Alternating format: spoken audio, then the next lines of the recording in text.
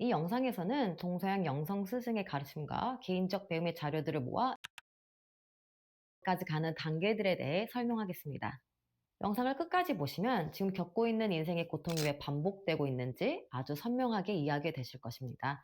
그리고 그래서 어떻게 해야 하고 또 어떻게 끝판왕까지 도달할지 알게 되실 것입니다. 그 여정에는 세 단계가 있고 보시면서 여러분은 어디쯤인지 확인해 보세요.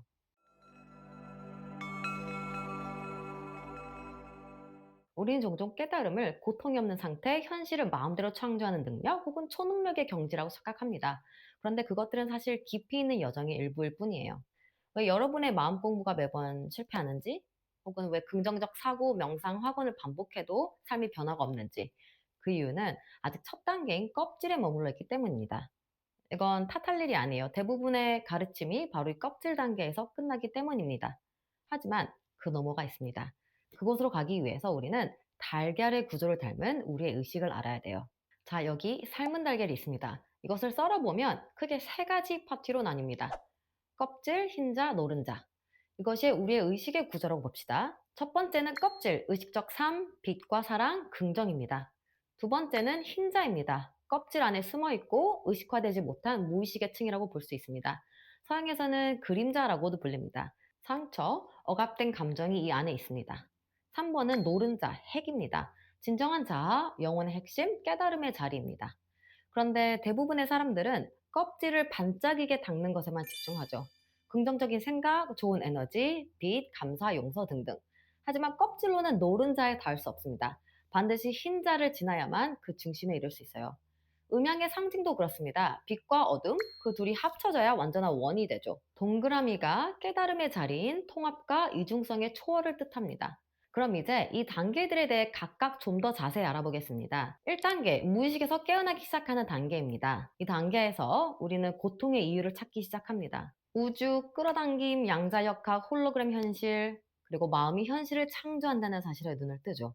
긍정적인 생각, 확언, 심성화, 요가, 차크라, 점성학, 에너지 힐링, 종교의 말씀 등등. 여기서 우리는 드디어 희망을 발견합니다. 나도 행복할 수 있겠구나.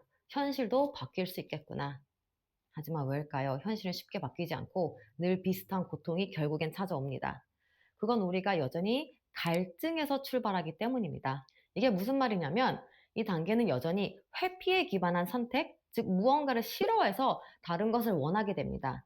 예를 들어 누군가에게 미움받을까봐, 뒤처질까봐, 혹은 사랑받지 못할까봐 무엇을 원하게 되는 마음 상태입니다. 싫어하는 무언가를 피해야 하기 때문에 그래서 결국 끝없는 갈망의 수단에서 벗어나지 못하는 특징이 있죠. 내려놓아라 라는 말을 그렇게 들어도 내려놓기 쉽지 않습니다. 이게 바로 불교의 타나, 뜻은 결핍에서 오는 욕망인 갈증입니다. 욕망에는 순수한 욕심, 원함이 있고 결핍감에서 오는 갈증이 있습니다. 마음 공부 시 욕망을 버리라는 말은 모든 원하는 것을 버리라는 것이 아니라 이 갈증을 버리라는 말입니다. 이게 왜 중요하냐면 갈증은 바탕이 현실 회피나 두려움이기에 그 주파수에 맞는 형식을 창조할 수밖에 없습니다. 즉 두려움으로 두려움을 창조하고 그렇게 갈증은 멈추지 않습니다. 이 목마름을 해결하기 위해 더더더를 찾게 되죠. 여기서 대부분 멈춥니다. 하지만 여기가 끝이 아니에요. 우리는 모든 걸 다 통제할 수 없고 보이지 않는 무언가가 있음을 알게 되었고 2단계로 접어듭니다. 깨어남을 알고 엄청 신나고 열정을 쏟던 단계를 지나 어려움에 부딪힙니다. 2단계는 무엇이라고 불리든 간에 어두움, 그림자, 무의식으로 들어가 내면을 돌아보고 취하는 과정입니다. 내가 외면했던 슬픔, 분노, 두려움, 상처, 가족 대대로 내려오는 관념 등등. 이 모든 것이 흰자 속에 숨어 있었습니다. 이걸 마주하지 않으면 아무리 마음 공부하고 긍정적 사고를 해도 현실은 바뀌지 않아요. 여태까지는 결핍으로 인한 갈증 때문에 원하는 것이 있고 그것을 가지려고 현실 창조를 했다면 이젠 부정적 상황과 감정에 대한 허용과 무저항 연습을 합니다. 심리학자 칼 융은 이것을 의식의 빛으로 무의식의 그림자를 비추는 것이라 했죠. 명상이 진짜 힘을 발휘하는 시점도 바로 여기입니다. 명상은 즉시 마음을 평온하게도 하지만 사실은 무의식으로 들어가기 위한 도구입니다. 통합의 과정은 이러합니다. 1번, 감정을 억누르지 않고 완전히 느끼기. 2번, 감정이 안내하는 내면의 목소리 듣기. 3번 감정이 가리키는 곳으로 깊은 내면으로 향함. 4번 그 안에서 치유와 지혜를 얻기. 5번 나의 빛과 어둠을 모두 껴안기.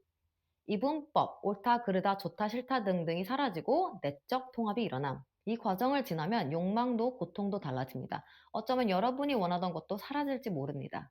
왜냐면 진짜 내가 무엇을 원하는지 처음으로 알게 되니까요. 이는 자연스러운 내려놓음의 상태가 되는 것이죠. 이제 우리는 무언가를 피하기 위해 결핍을 채우기 위해 원하지 않습니다. 그저 진짜 원하는 것을 고릅니다. 빨간색이 싫어서 파란색을 고르는 것이 아니라 그냥 파란색이 좋아서 이때 삶은 두려움이 아닌 사랑의 선택을 하게 됩니다. 그리고 그곳엔 고요하고 평화로운 기쁨이 있죠. 이것이 바로 깨달음의 자리입니다. 여기서는 이분법적 사고의 대립과 극성이 초월된 상태입니다. 진짜 나로 살아가고 나는 전체입니다.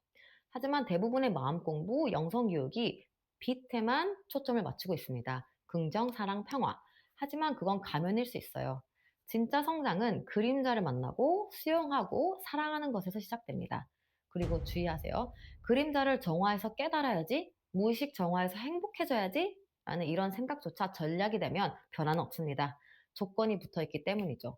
오직 무저항, 조건 없는 사랑, 그것이 길입니다. 마음 공부의 목적은 24시간 행복한 상태가 되는 것이 아니라 더 잘 느낄 수 있는 존재가 되는 것입니다.